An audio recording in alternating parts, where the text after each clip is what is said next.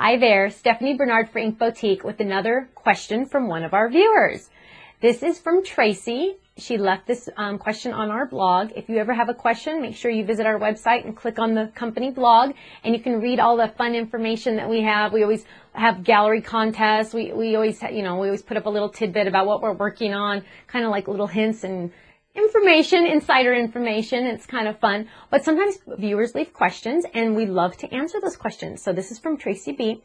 She asked how I stamp the word sisters when you only have one alphabet set, and obviously the word sisters needs 3 S's. And how do you do that? Do you do it letter by letter, or do you do it, S-I, and then S-T-E-R, and then the S at the end?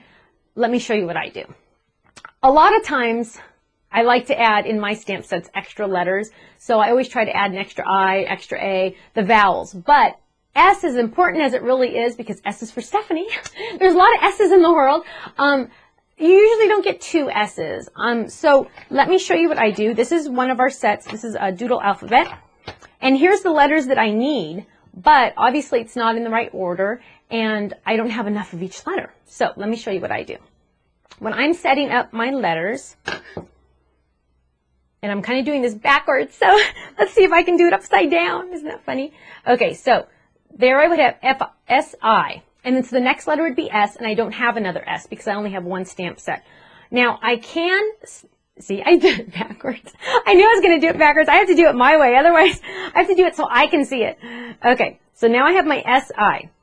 So I could stamp that and then do, then reset it and do S-T-E-R-S. But this is a little trick I like to do. I already know my S is going to be there and then the I. But the S is first, so I really don't need to worry about that. And it kind of sounds funny, but it'll make sense in a second. So what I'm going to do is, I already know it's going to be there. I'm going to move this S on the other side of the I.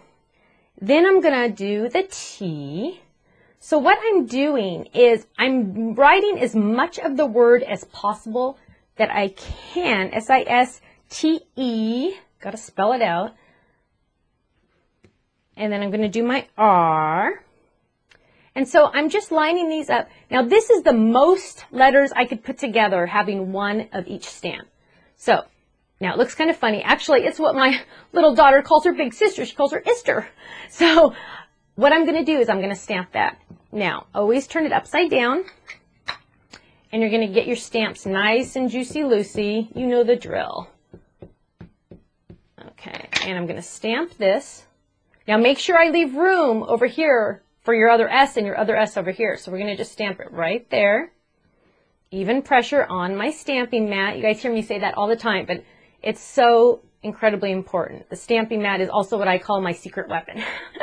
So now I have my Ister. So now what I'm going to do is I'm going to take off the letters that I no longer need, and I'm just going to stamp my S. And because you can see where you're stamping with our stamps, it's sort of like magic. I'm just going to look at that, and I'm just going to stamp it. And then I'm just going to come back and add the other letter. Now that's a lot easier, and I get a lot less ink on my hands. I'm not moving too many letters around. Now, and I'm going to kind of overlap that a little because that's kind of fun. There you go, sisters, and it's really lined up and it looks great. Now you could just go and do S first and then redo it, and then do your I and then redo it and then do your S again. But I find that if you use it that way, it's a lot easier, it's a lot quicker, and boom, you're done. So next time you try to put a title together and you're kind of missing a couple letters, now you know what to do. Till next time.